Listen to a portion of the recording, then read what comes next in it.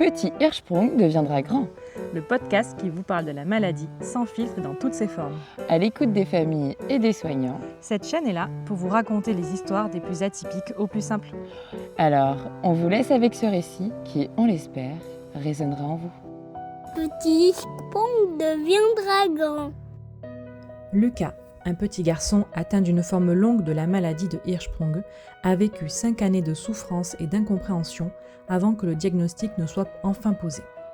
Pendant tout ce temps, sa maman, Alison, a vu son enfant dépérir sans réponse, affrontant les biopsies, les doutes et même les jugements qui la renvoyaient parfois à une supposée cause psychologique. Mais une mère sait, et Alison a refusé d'abandonner. Guidée par son instinct, elle s'est battue jour après jour pour comprendre, pour sauver son fils, pour qu'on entende enfin sa douleur. Aujourd'hui, depuis la mise en place de la stomie, Lucas revit. Il rit, il respire, il grandit enfin sans souffrance. Et derrière ce sourire retrouvé se cache une maman d'une force rare, une femme qui n'a jamais cessé de croire en son enfant, même quand tout le monde doutait d'elle. Cet épisode, c'est l'histoire d'un combat maternel, d'un instinct plus fort que tout et d'un amour qui sauve.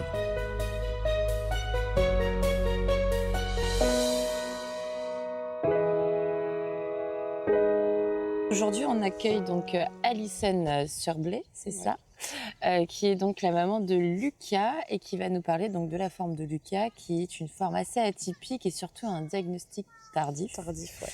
Alors du coup, moi je suis maman de 3 enfants. J'ai adopté ma nièce depuis le décès de ma sœur. J'ai eu Lucas et j'ai mon petit dernier Noah. Je viens de Normandie dans l'Eure. Ok, est-ce que tu pourras nous parler un petit peu donc plus de Lucas il a quel âge aujourd'hui? 6 ans. Il a 6 ans. Donc, explique-nous comment la grossesse s'est passée. Grossesse classique, voilà, petit poids, donc déclenchement qui était prévu. Donc accouchement à 37 semaines, classique pour un bébé qui finalement est estimé 1,9 kg et qui faisait 3,570 kg. Ah oui. Donc un petit poids qui était bien gros. Un petit poids finalement qui était pas mal. Ok, et donc la grossesse se passe bien. Pas de souci. Là, il déclenche juste parce qu'il y a une suspicion de poids pas dans les courbes finalement. C'est ça. Finalement qui se résorbe, ok. Et donc quand il est né, tu accouches où? À Rouen. À Rouen, ok. Et du coup, qu'est-ce qui se passe à la naissance? Tout se passe bien? Enfin, comment? À la naissance, l'alimentation a directement été compliquée. Bon, ils se sont pas trop inquiétés parce que c'était un allaitement, donc il fallait le temps que tout se mette en place. Finalement, la courbe de poids est jamais vraiment remontée. Elle a mis énormément de temps et retard d'émission du méconium. Pas d'inquiétude pour eux parce que c'était un allaitement et du coup on est sorti comme ça avec un suivi un peu plus. Ouais. Mais on est sorti comme ça sans suivi particulier au niveau de son alimentation et du retard du méconium. Et quand tu parles de retard du méconium, du coup, il l'a eu à partir de combien de temps? Il l'a eu à J6 sous stimulation. Ok, et ça... Personne, ça... Non, personne. D'accord, ok. Bon, Ouais. Très bien. Et donc, Lucas naît, au final, plutôt en bonne santé, malgré ce retard du méconium. Donc, pour rentrer à la maison, ça se passe comment à la maison, les premiers jours, etc. Les premiers jours, il faut savoir qu'il a jamais fait une seule selle sans aide médicale. Donc, au début, c'était suppositoire de glycérine. Ça fonctionnait à peu près, donc voilà. Après, on est passé, il avait à peine 3 mois au Normacol. Ouais. Ça a fonctionné au début et après ça fonctionnait plus. Et à partir de ces 6 mois, on est passé à des opérations pour enlever les fécalomes tous les 15 jours. C'était quasiment systématique. Donc ça a compté de ces 6 mois. Oui, Okay. Avant l'opération, il faisait tout ce qui était lavement par poche d'1 litre, je crois, de mémoire, un truc comme ça. Ça fonctionnait pas, donc le lendemain, il passait au bloc et voilà. Et c'était ça tous les 15 jours. Donc il faisait des espèces de nursing quand même. C'est ça. Ok, donc il rentrait une sonde. C'est ça. Et après, ils injectaient le produit avec de la paraffine ou de la vaseline pour essayer de... Ok. Et toi, tu as commencé réellement à t'inquiéter à partir de quand, du coup Moi, dès le départ, parce que c'est vrai que je me suis dit, J6 sous stimulation, c'est quand même assez étonnant. Ils avaient fait une échographie de mémoire, il avait même pas 1 mois qui était pour eux normal. Ouais. Donc ça s'était resté là. Et après, je me suis dit, c'est pas normal, il a fait aucune selle naturellement, spontanément, après son alimentation. Et je me dis, c'est quand même pas normal. Et à ces 6 mois, la diversification, ça s'est complètement empiré dès qu'il est passé à l'alimentation solide. Ouais. Et du coup, là, ça a commencé les suivis, gastro, tout le bazar. Donc, tu avais quand même un suivi gastro À partir de ces 6 mois. Ok. Ouais. Eux, qu'est-ce qu'ils te disaient? Enfin, quelles étaient les explications finalement qu'on te donnait par rapport à tout ça? C'est psychologique. Que c'était psychologique. Ouais. Ok. Donc à 6 mois. 6 mois, ce que je disais, un bébé de 3 jours qui fait pas, ça peut pas être psychologique. Et à 6 mois, Oui. C'était un peu plus compliqué. Et est-ce qu'ils ont fait un examen comme la manométrie ou ce genre de choses? Non. La manométrie, elle a été faite, il avait 2 ans et demi. D'accord. Et là, qu'est-ce que ça a révélé? Bah, elle était pas complètement nulle et pas complètement bien. Du coup, après, on est passé sur l'opacification du côlon. Ouais. Il en a eu 3, qui, pareil, révélaient... elle était pas top. Du coup, il a eu les biopsies, il en a eu 3. Les 3, j'ai jamais eu les résultats, donc voilà, on m'a dit c'est normal. Et ça s'est arrêté là. Donc en fait, jusqu'à ses 4 ans, ça a été beaucoup d'examens, beaucoup d'échographies, beaucoup d'opérations. Et pendant ce temps-là, du coup, tu avais toujours ce problème où Lucas vomissait? Ouais, il vomissait, il gonflait du ventre, il mangeait pas. Ok. La croissance, il a toujours été avec une courbe cassée, autant en taille qu'en poids, D'accord. et aucune selle spontanée, quoi. C'était vraiment, à cette période-là, on n'était que dans des blocs opératoires. Il en a eu 17. D'accord, oui, en effet.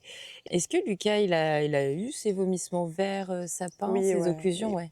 Ok. À chaque fois, il vomissait ses selles. Hein. Ouais, c'était des occlusions à Ouais. chaque fois. Ah, Ok. puis c'était des occlusions totales. Et donc là, aujourd'hui, jusqu'à ses 2 ans finalement, enfin jusqu'à ses 4 ans finalement, Ouais, jusqu'à 4 ans, vraiment. tu continues ces interventions-là pour C'est retirer ça. les fécalomes. Et lui, toujours avec des vomissements quotidiens, etc. Exactement. Ouais. Ok. Ouais, ça doit être pas évident à vivre. Bah non, parce qu'en plus, en tant que maman, on sait qu'il y a un problème. C'est pas, enfin, même si c'est notre premier enfant, tu vois bien qu'il y a un souci et t'es pas écouté parce que j'avais beau dire mais il y a quelque chose qui va pas et en fait, c'est psychologique, faut du temps, c'est peut-être la diversification, c'est peut-être et en fait, les mois passent, on est baladé, mais le petit il va pas mieux et Oui. Et du coup, là, tu prends le taureau par les cornes, entre un guillemets. soir, j'ai littéralement pété un plomb et je suis arrivée à minuit aux urgences de Necker parce que énième occlusion. Je me suis dit, tant pis, il faut que j'aille ailleurs, quoi. Ouais. Donc j'ai pris mon gamin sous le bras et je suis arrivée à minuit et à 1h du matin, il était au bloc opératoire pour une occlusion. Et de là, ils ont fait les biopsies directement au bloc, etc. Et même pas quelques jours après, ils l'ont gardé en hospitalisation, tout ça. J'ai eu les résultats. On m'a posé le diagnostic de Hirschsprung. D'accord. Sauf qu'on n'avait pas la forme parce qu'en fait, son intestin était tellement distendu par les nombreux fécalomes qu'il avait eu.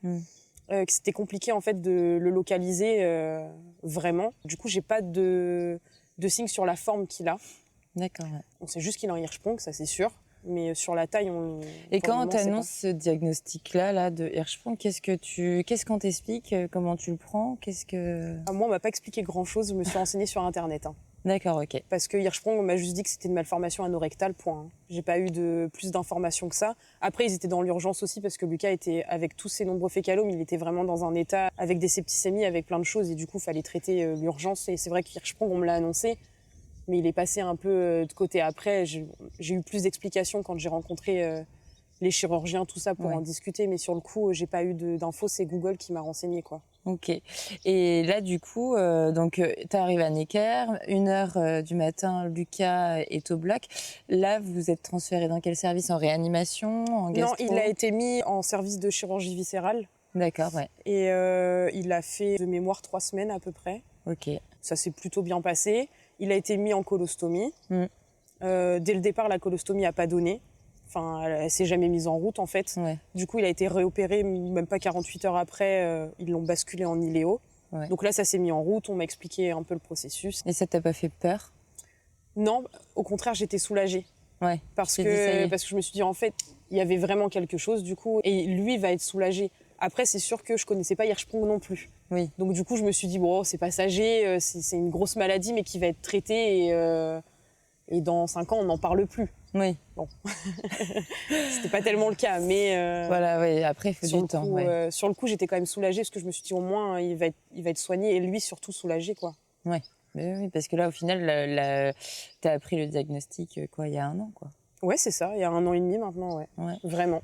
Et là, aujourd'hui, qu'est-ce que tu peux nous dire de la maladie de Hirschsprung? La maladie de Hirschsprung, sacrée maladie qui pourrit la vie.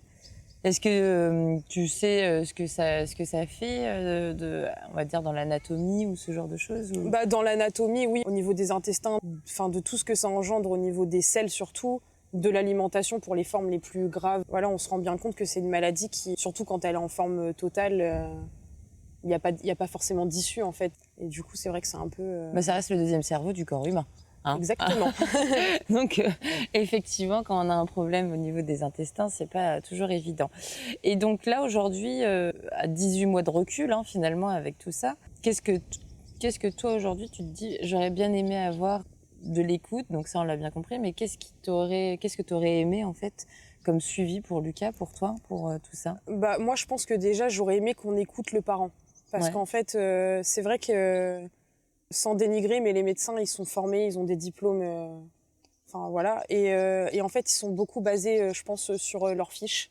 Sur l'étude, ouais, sur Et les protocoles. voilà. Et en fait, on n'écoute pas vraiment les petites pathologies atypiques, finalement, qui sortent un petit peu du lot. Et du coup, on se dit, ça rentre pas dans la case, donc c'est pas ça. Mm. Et je pense qu'il faudrait aussi un peu écouter le parent, même énormément, parce que nos gamins, on les connaît.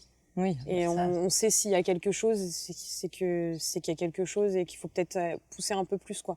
On peut se tromper, mais ne pas mettre complètement de côté l'idée que potentiellement ça peut partir en cacahuète, quoi. Et après, sur le point de vue pour tout ce qui va être stomie, donc l'iléo que tu as avec Lucas, la parentérale, etc., l'accompagnement que tu as eu par rapport à tout ça, c'est quoi? Alors j'ai eu le premier accompagnement du coup sur Rouen pour faciliter au niveau du transport, etc., qui a été très évasive. D'accord. Enfin, j'étais complètement perdue en fait. Je me suis retrouvée un peu toute seule face à ça. Du coup, j'ai demandé un deuxième accompagnement sur Necker parce que finalement, l'équipe médicale, je la connaissais beaucoup plus, vu qu'il y avait du coup beaucoup plus été. Là, j'ai quand même eu une prise en charge avec les stomathérapeutes qui sont hyper disponibles. On met un mail, on a une réponse, un doute, on a une photo, on a une réponse dans la journée. Et du coup, l'accompagnement a quand même été plutôt bien fait, assez rapide. J'ai trouvé que c'était très bien expliqué, très simple. Sur le coup, quand on est sorti de l'hôpital, ça fait peur parce qu'on a le camion qui arrive, qui te livre les cartons et tu te retrouves un peu avec tout un tas de boîtes et il faut gérer.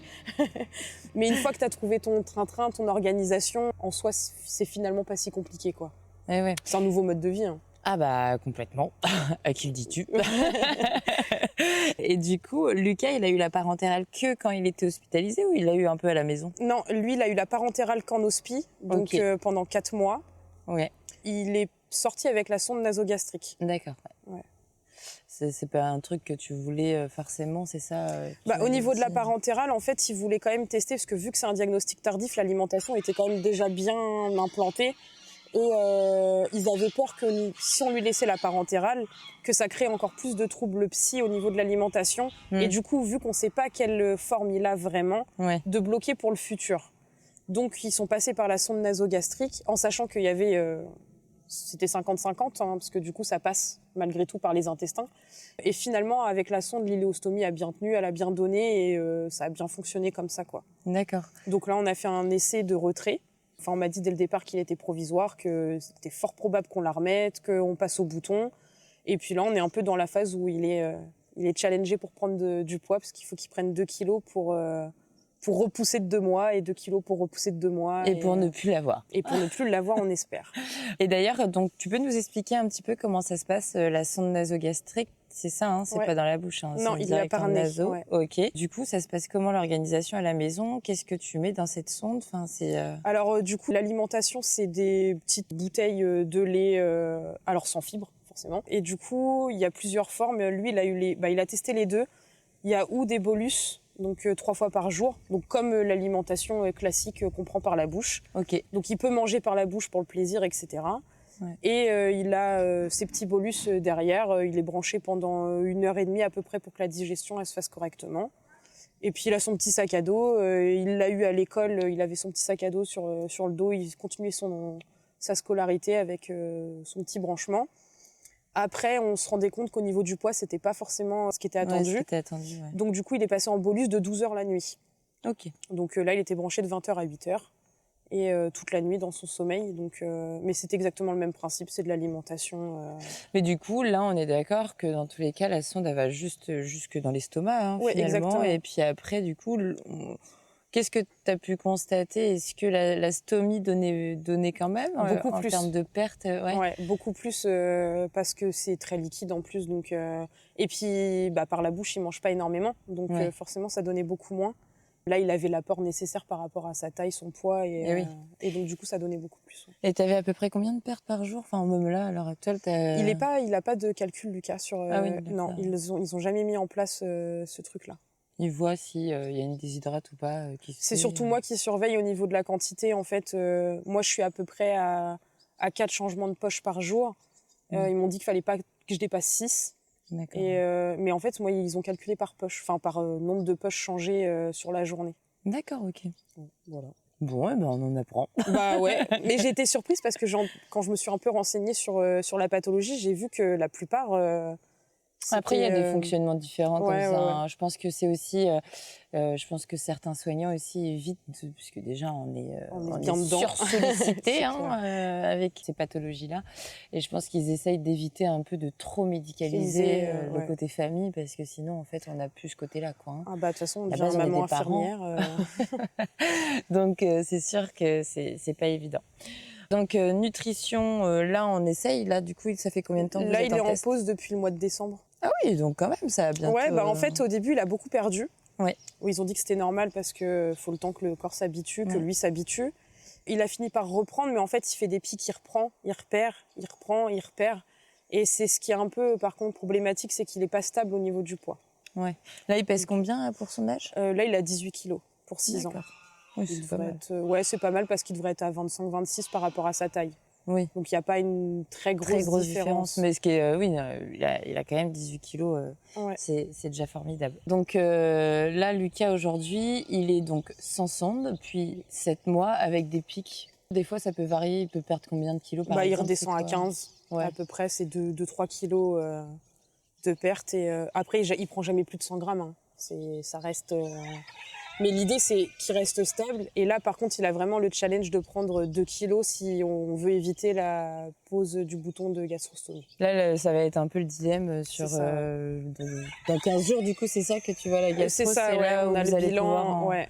en discuter. Ok. Et lui, il le vit comment tout ça? Il doit poser des mots à son âge maintenant? Et bah, il est Qu'est-ce qu'il- super. C'est un gamin qui est super. Il a tout accepté et je pense que de toute façon, ça reste des enfants qui ont tellement de douleur que finalement, même s'ils ont tout un appareillage, ils sont soulagés en fait. Donc, et puis Lucas, il arrive à l'école début d'année, il soulève son t-shirt. Bah, moi, je fais caca par là. Et Ouais. il explique avec ses mots d'enfant de 6 ans. Et il est complètement au clair sur sa maladie et il n'y a aucun problème. Hein. Il sort torse nu, il n'a pas de. Oui, il n'a pas du tout de Pas du tout, complexe. non. Et les autres enfants, ils réagissent comment à l'école avec ça? Est-ce que tu as eu des remontées par rapport à ça? Oui. Et, en fait, au début, j'ai dû travailler moi à l'école pour pouvoir faire, surtout quand il était en sonde nasogastrique, parce que j'avais pas d'infirmière qui me suivait. D'accord. Et moi, ouais. sa scolarité, elle était importante, surtout qu'il a été déscolarisé. J'ai été beaucoup à l'école pour le brancher, je restais là-bas, etc. pour ses bolus. Ok. Et je voyais bien les autres enfants, et en fait, c'est ok quoi. En fait, à partir du moment où on leur explique avec des mots d'enfant ce que c'est. Et au contraire, ils font même très attention à Lucas, s'il tombe, tout ça, par rapport à l'astomie. Ils sont hyper attentifs à lui. Et, C'est bien ça. il est hyper épanoui et intégré. Enfin, c'est un gamin qui se développe sur le côté sociable complètement correctement, quoi. Ouais, c'est top ça. Ouais. Et du coup, c'est intéressant que tu en parles parce que là, pour le moment, nous, on a vu surtout des petits. Mais du coup, la scolarisation, tu dis, il a été déscolarisé, j'imagine, Ouais. quand il a eu la parentérale, etc. c'est Alors, ça? non, parce que là, il a été pris en charge avec l'école à l'hôpital. Ok. Donc, bon, c'est pas pareil, mais il a eu sa scolarité là-bas. Il a été déscolarisé, en fait, quasiment toute la petite section. D'accord. Parce qu'en fait, il avait pas de stomie, il avait pas tout ça, donc il mangeait pas. Il vomissait beaucoup.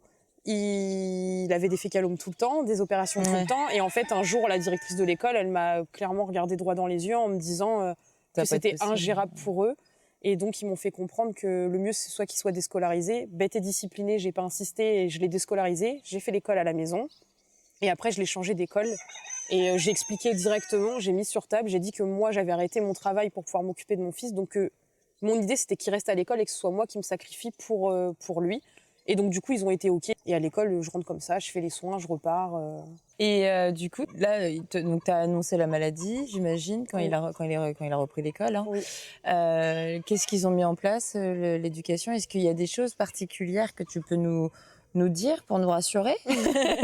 Alors, je pense que c'est surtout, faut surtout trouver une école Moi, il faut savoir que l'école de Lucas, elle est quand même à 35 minutes de route aller, parce que c'est la seule qui a pas eu peur et qui a dit mais l'inclusion, elle est là et en fait, on va faire ce qu'il faut. Donc ils ont mis en place, déjà il a une petite salle réservée à lui dans l'école pour les soins, si la poche elle fuit, quand il avait ses bolus pour faire les bolus, etc. Les maîtresses, elles sont carrément formées. Normalement, elles n'ont pas le droit de pratiquer les soins de stomie. Et moi, je suis tombée sur des maîtresses qui n'ont pas du tout eu peur et elles m'appelaient juste pour me prévenir que la poche avait fui, qu'elle l'avait changée et qu'il n'y avait pas de souci. Donc ils mettent les mains dedans et ça les dérange absolument pas. Pour eux, comme ils me disent, c'est comme une couche. Hein. Oui, c'est... Voilà. Il a fait les sorties scolaires, il a tout fait, quoi. Donc non, il est vraiment... Je pense qu'il faut avoir le bon relationnel avec l'école. Et c'est ce qui met en place tout, quoi. Après, il faut aussi beaucoup de son temps pour se sacrifier, pour être dispo dès que la poche, il y a un souci ou quoi. Oui, c'est la stomie prolapse ou ce genre de choses. Voilà, c'est ça. Ok, et donc au final, tu as intervenu dans l'école. Est-ce que tu as fait une intervention particulière auprès des élèves Alors auprès des élèves, c'est la maîtresse qui a fait l'intervention avec Lucas. Ils ont même fait un petit film quand il a été hospitalisé plusieurs mois à Necker. Et c'est surtout la maîtresse qui a fait l'intervention avec Lucas sur les élèves. Et moi, ça a été beaucoup auprès de directeurs, tout ça. Il y a eu des réunions classiques où on parlait de la prise en charge. Après, c'est pareil, il a fait sa première colonie de vacances cette année. Donc, je me suis battue pour qu'il soit accepté parce qu'au début, c'était non, pas du tout. Et je me suis battue, donc j'ai fait des réunions avec l'infirmière du département, etc. Il a fait sa colonie et au final, on m'a dit « mais ça s'est super bien passé, quoi ». Donc, je pense à partir du moment où on donne de son temps, on fait beaucoup de réunions, on passe du temps, ils finissent par prendre en charge et en fait ils sont carrément rassurés parce qu'on se fait tout un monde autour de ça et finalement avec des bonnes explications c'est pas si compliqué, quoi. Oui. Et toi justement, parce qu'on parle beaucoup de Lucas, mais toi dans tout ça, t'as beaucoup donné effectivement, mais du coup tu travaillais dans quoi à la base? Moi j'étais chauffeur super lourd. D'accord. Donc, je faisais beaucoup d'heures. Donc j'ai dû complètement arrêter mon travail. Surtout que Lucas du coup vu qu'il a beaucoup de rendez-vous autres, qui touche à Hirschsprung parce que c'est dû à la maladie, au diagnostic tardif. Mais du coup, il a plein de rendez-vous que d'autres Hirschous vont pas avoir. Et par exemple, le mardi, c'est la journée de ses rendez-vous. Le mardi, je suis sur la route. C'est des rendez-vous à 1h20 de la maison. J'ai pas de... moi, ce que je dis, ma vie sociale, c'est des blouses blanches. Hein. Voilà, hein, j'ai pas de vie sociale là-dessus. Et puis, tu peux pas travailler de toute façon. Donc, c'est pour ça que du coup, en parallèle, j'ai monté l'association. Pour pouvoir... Donc l'association qui s'appelle L'Étoile de Lucas. L'Étoile de Lucas, voilà. Et pour déjà, moi, avoir un échappatoire. Et puis aussi, tout ce côté... Hirschsprung, finalement, on ne connaît pas. Donc, c'était aussi un peu pour faire connaître. Et, voilà, et puis, pouvoir discuter aussi avec forcément d'autres personnes. Parce que justement, il y en a tellement peu de Hirschsprung que du coup, il faut savoir discuter avec d'autres mamans. Là, actuellement, finalement, cet asso, tu l'as mis, l'Étoile de Lucas, tu l'as mis en place quand? Elle a été ouverte le 16 janvier, officiellement. Le 16 janvier, ok. Donc oui, elle est assez récente. Et elle consiste à quoi, cet asso? Alors là, pour le moment, on crée... c'est surtout une récolte aussi de fonds, principalement, pour tout ce qui est prise en charge des soins, surtout d'iléostomie, colostomie, à l'étranger, notamment pour le moment avec la Belgique, tout ça. Parce qu'ils n'ont pas de prise en charge de soins là-bas, donc les parents payent complètement de leur poche les soins, les poches, les socles, la pâte, et ça coûte c'est un gouffre financier. Donc c'est aussi surtout pour pouvoir envoyer aussi des colis là-bas. Du coup, on crée là, on n'a pas encore créé le premier événement, mais on a un projet d'une course et d'une marche. D'accord. Donc qui sera adapté à tous, 2 km, 3 km, 5 km, en marche libre, en course, pour récolter des fonds pour tout ça. Il y a une vente de sweets, il y a des mugs, il y a... Voilà quoi, donc on a un numéro de SIRET, etc. On est déclaré. Et du coup, on le retirera aussi à la fin pour qu'on sache, mais tu as un site internet? Oui, www.l'étoiledelucas.com. D'accord. Page Facebook, pareil, l'Étoile de Lucas. Et où tu mets d'ailleurs les événements que tu programmes, etc. Oui, exactement. Et puis aussi le petit suivi de Lucas, parce que ça le concerne, donc il fait sa promo lui-même. J'imagine bien. Ok, et alors je suis désolée, je reviens encore sur toi, mais c'est aussi important d'en parler de ça. Du coup, là, en termes de rémunération, comment ça se passe pour toi là, à l'heure actuelle? Alors moi j'ai eu la chance surtout d'être... J'allais démissionner de mon travail au moment où j'ai appris vraiment le diagnostic. Donc au moment où on peut faire toutes les déclarations MDPH, tout l'administratif vraiment. Du coup j'ai pas démissionné et je suis restée dans mon contrat. Et du coup j'ai été déclarée complètement dans l'incapacité de pouvoir reprendre un emploi pour le moment pour m'occuper de mon fils. Ce qui fait que je touche 100% de mon salaire en fait. D'accord, ok. Donc j'ai pas perdu d'argent. Bon après à côté j'avais un bon travail. L'entreprise te paye. Bah, c'est la MDPH, enfin c'est la CAF. Ah oui, d'accord, voilà, ok. Donc c'est la JPP, c'est ça? C'est ça, ouais. Ok. Donc non, j'ai eu cette chance-là parce que j'allais faire la bêtise de démissionner pour m'occuper de lui. Ouais. Et il a été diagnostiqué en même temps, donc on m'a dit attendez. Ouais. Et du coup, par chance, j'ai 100% de mon salaire. Donc ça c'est très bien. Et c'est recalculé tous les 5 ans. Ok. Donc, oui, c'est plutôt bien. Ouais. Ouais. Pour le moment, ça laisse du temps, quoi. Oui, ouais. Au moins, tu as le temps de la voir venir. Exactement. Dans 5 ans, j'espère que ça ira quand même bien mieux pour Lucas. On l'espère. J'espère, ouais.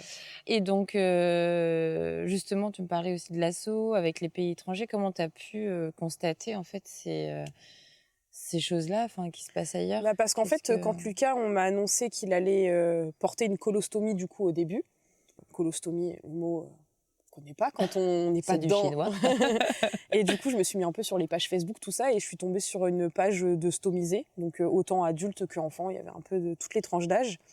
Et j'ai mis un petit post en demandant des conseils, des explications, pour me préparer en amont avant l'opération, histoire de pas me retrouver démunie si il se passe un truc et que je sais pas du tout ce que c'est, quoi. Et en discutant un peu, du coup, j'ai rencontré du monde sur cette page, qui est vachement internationale finalement. Et j'ai beaucoup discuté avec des gens de Belgique. Et c'est là où je me suis rendu compte, en fait, parce qu'eux-mêmes postaient des publications en demandant, en fait, l'envoi de soins, parce que c'était pas pris en charge. Et je me suis dit, ça m'a mis un peu la puce à l'oreille. Je me suis renseignée, j'ai appelé des pharmacies en Belgique, etc. Et en effet, la loi belge, il n'y a pas de remboursement sur les... À part une assurance, en fait, que tu payes, exactement, que tu voilà. payes tous les mois. Mais il n'y a pas de prise en charge par l'État en soi. Oui, il n'y a pas de sécu, quoi. Non, voilà. Okay. Donc, c'est le portefeuille du parent. Je dis du parent pour les enfants, mais voilà. Mais le but, et là, du coup, le but, c'est que tu puisses envoyer ce matériel. C'est ça, parce que Lucas, au début, j'ai eu un gros souci. On n'arrivait pas à trouver les bonnes poches, la bonne marque. C'était très compliqué, ça fuyait souvent et c'était une galère. Et du coup, je me suis retrouvée à chaque fois avec des cartons que la pharmacie ne reprend pas, que les prestataires ne reprennent pas. Je me dis, c'est pas possible, je vais pas jeter tout ça, quoi. Ah oui, non, c'est sûr. Et du coup, en discutant avec ces fameuses personnes, mais c'est de l'or pour eux, quoi. Ouais. Et je me suis dit, je vais les envoyer, ça me coûte quoi? Ça me coûte un colis, c'est pas... Et de là, je me suis rendu compte que vraiment, j'ai eu des parents qui pleuraient, en fait, de fait de recevoir trois boîtes de socles, quoi. Ouais. Donc je me suis dit, c'est pas possible, en fait. On a la chance d'être en France malgré tout pour ça, et d'avoir une prise en charge qui est... qui est adaptée. Ouais. Oui, c'est sûr que quand tu vois en plus les prix... Mais il y a une maman qui me disait, elle trafique des couches de bébés pour les soins de son fils, quoi. En Belgique. Moi, je me dis, c'est pas possible, quoi. Enfin, on est en 2025, c'est juste pas possible. De ce côté-là, il faut que ça bouge. C'est des pathologies qui malheureusement restent toute ta vie. Tu peux pas payer du 500 € par mois, en fait, pour avoir ce qu'il faut en termes de socle et de poche pour ton gamin. Juste pour les soins de ton gamin. Oui, c'est juste pas normal, quoi. C'est le plus gros des points qui me touche, moi, personnellement, je trouve.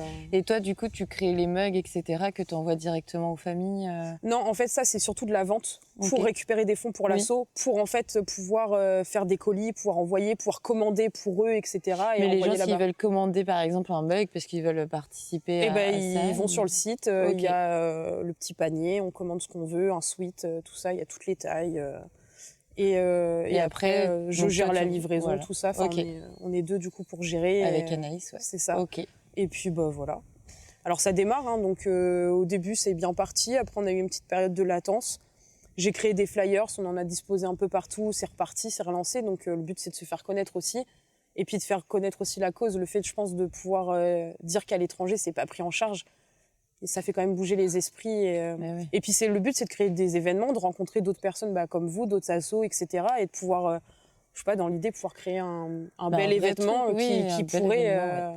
D'ailleurs, l'association Rire et Tapage, eux, ont mis j'en profite vu qu'on en parle, font un concert pour justement. Alors là, c'est pas pour les familles à l'étranger, mais c'est donc du coup pour constituer des fonds pour la recherche sur la maladie de Hirschsprung, sur la partie génétique particulièrement. Et du coup, le 7 septembre 2025, là, il y a un concert qui est mis en place à Pau, justement avec la belle maman de Florie qui est mon bras droit aussi, notre bras droit. Et donc, du coup, c'est elle qui fait ça pour justement trouver des fonds pour la partie génétique, etc. Ouais, je pense qu'il y a un bon... Donc oui, c'est vrai que si on parle tous ensemble de tout ça, ça peut bouger. Effectivement, ça peut bouger, je suis tout à fait d'accord. Revenons à Lucas. Du coup, dans 15 jours, futur rendez-vous avec son gastro-entérologue. Là, aujourd'hui, qu'est-ce que tu souhaites pour lui, là, dans l'immédiat, on va dire? Là, il est dans une phase plutôt bien. Donc bon, il y a toujours les petits couacs du quotidien. Oui. Mais il est dans une bonne phase, donc il rentre au CP. Donc moi, là, ce que j'aimerais pour lui, c'est une pause des soins. Ce serait l'idéal, enfin des soins, pas de stomie, tout ça, mais une pause des rendez-vous pour qu'il fasse une belle année de CP et qu'il puisse... Parce que c'est vrai que l'année dernière, il n'a pas été beaucoup à l'école. Il a été hospitalisé, il n'est pas sorti, etc. Et j'aimerais bien que cette année, il ait une petite pause et qu'il soit un petit garçon de 6 ans qui bouge et qui va bien. Après, Hirschsprung, on a toujours des surprises. Mais pour le moment... Pas plus tard que la semaine dernière. C'est ça. Enfin, il y a 2 semaines. Mais bon, c'est des petits couacs qu'on sait avec Hirschsprung que malheureusement, le matin ça va, le soir il est à l'hôpital. Oui. Mais c'est des petits couacs.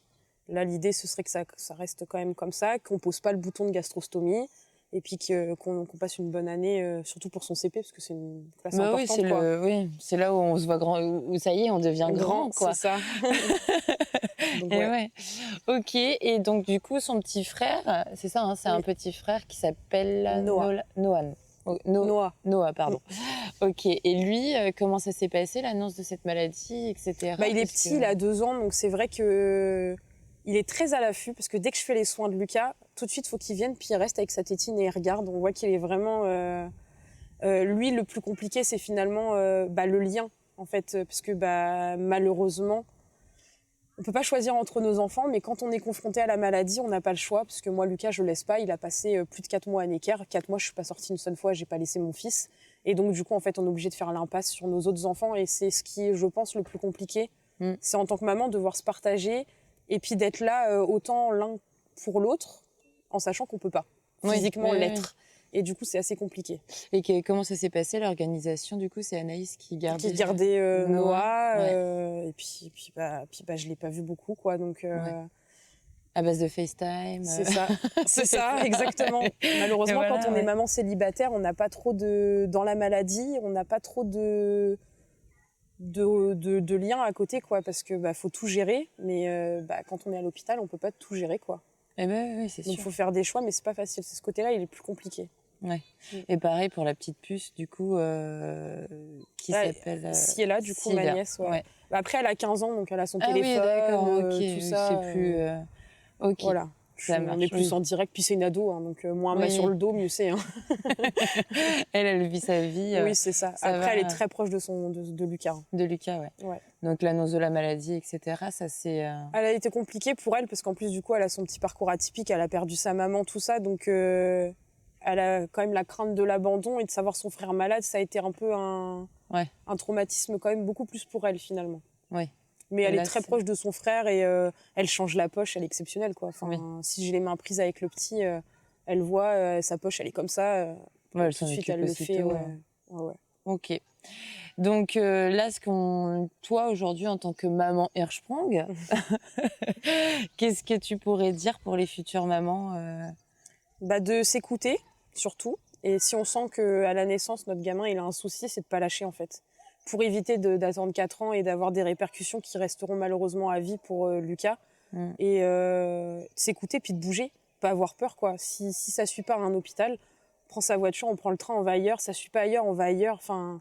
Et il y a qu'en faisant ça finalement qu'on trouve le bon professionnel qui va va ce jour-là penser à cette maladie et puis qui va faire les choses. Et après, c'est une maladie, on le sait, hein, elle est rare. Les professionnels sont pas confrontés tous les jours à cette maladie-là. Ça peut passer à la trappe. Enfin, l'erreur, elle est humaine. Hein, Oui.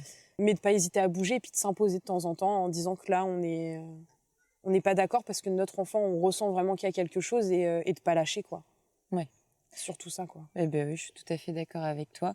Est-ce qu'il y a des choses pour toi qui sont importantes que tu aimerais dire en plus? Bah, c'est surtout, moi, ce qui me paraissait important, c'était surtout sur l'association et le fait du partage à l'étranger. Je pense qu'il faut vraiment bouger sur ça. Ouais. Ouais, pour moi, c'est quelque chose qui est, c'est pas normal et faut qu'on puisse tous s'accorder ensemble pour La trouver solidarité. ouais, c'est ça, exactement. On est assez tout seul dans cette maladie. Oui. Et je pense que ce côté-là, il est important, quoi. Le soutien, d'autant plus si on doit payer de sa poche, on doit être encore plus seul.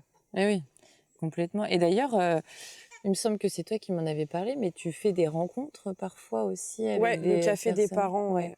Café des Et parents, c'est ça. alors pour le moment, c'est un projet qui est donc il est marqué sur l'asso, etc. Mais on n'est pas assez connu pour réellement le mettre en place parce que je vais avoir un rendez-vous, donc c'est pas. Mais j'ai appris du coup que finalement en Normandie, on était beaucoup de Hirschou. Voilà. Et puis le café des parents, il touche pas que Hirschsprung. Oui. Il touche tous les parents confrontés à la maladie, que ce soit de l'autisme, que ce soit de la mucoviscidose, un Hirschsprung, enfin un diabétique, n'importe quoi. Oui. Et l'idée en fait, c'est de faire des rencontres, un goûter, un café, etc. Nos enfants, ils jouent ensemble. Déjà, ils rencontrent d'autres enfants qui potentiellement ont un petit fil de branché, un petit truc, un machin, et de se rendre compte que eux déjà sont pas tout seuls. Et puis nous, en tant que parents, bah, moment de pause, quoi. On arrête de parler de nos enfants, eux, ils jouent ensemble, et puis nous, on redevient des mamans, des papas. Et pas des infirmiers, quoi. Exactement. Et puis on prend un café tous ensemble, et puis même, c'est aussi l'occasion de, bah là, ça va pas, je vais pas bien, j'en peux plus des soins, et bah, on prend le relais aussi un peu, et l'idée, c'est ça. De discuter un petit peu avec tout le monde et de voir un petit peu aussi comment chacun vit les hospitalisations, Exactement, ouais. les pathologies, etc. En tout cas, c'est encore une fois très beau de faire ça parce qu'il faut du temps, il faut aussi du moral. Mais ça fait du bien au moral Mais, de se rendre compte ouais. qu'on n'est pas tout seul. Et du coup, le café des parents, dans l'idée, ce serait le samedi après-midi. D'accord. Mais il faudrait qu'on soit plus, donc il faudrait qu'on arrive à pouvoir élargir un peu Ouais, la parce que le but, communauté, ça quoi. serait de le faire chez toi ou Bah, tu as pour le des... moment, c'est Ouais. chez moi. Mais l'idée de fond, en fait, c'est de pouvoir avoir un local. Donc moi, je sais que j'ai la mairie de ma commune qui est prête à me prêter un local si vraiment on arrive à être une petite dizaine, quoi. Et, Ouais. Et de pouvoir échanger comme ça. exactement, ouais. Donc pour le moment, je l'ai fixé à tous les 15 jours, mais à chaque fois, j'ai qu'une ou deux personnes, donc c'est vrai que c'est pas... Oui. Bon, après, voilà. Mais de fil en aiguille, on va y c'est arriver. ça. Et puis, on en parle aujourd'hui. Peut-être que d'ici C'est ça. décembre, tu auras une vingtaine de personnes. Eh ben, ce devant serait ta super. porte. En tout cas, je te remercie beaucoup, Alison, d'avoir partagé ce moment avec moi. Ben, merci à toi. Et puis, en tout cas, moi, je souhaite tout mon courage à Lucas et surtout en espérant que cette sonde ne revienne pas. Ce serait le but. Et certainement pas de bouton de gastrostomie. Encore moins. Et en tout cas, bravo à vous. Vous êtes une formidable petite famille avec Anaïs. Et puis Lucas et Noah. C'est ça. Et puis, bah, de toute façon, on se revoit très prochainement, certainement en Normandie. Il n'y a pas de souci, merci. Merci à toi, Alison.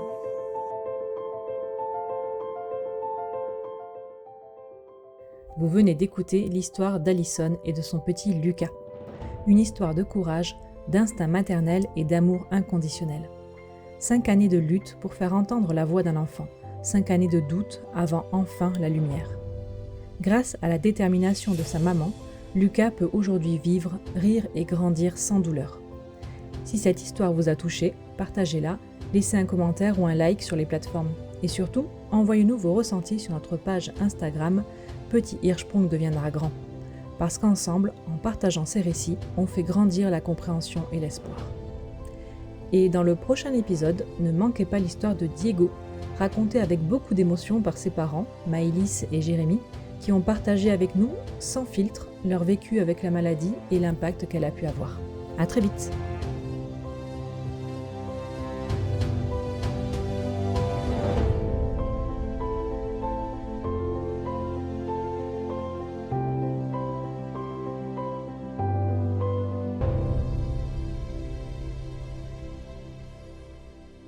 Petit Spong deviendra grand.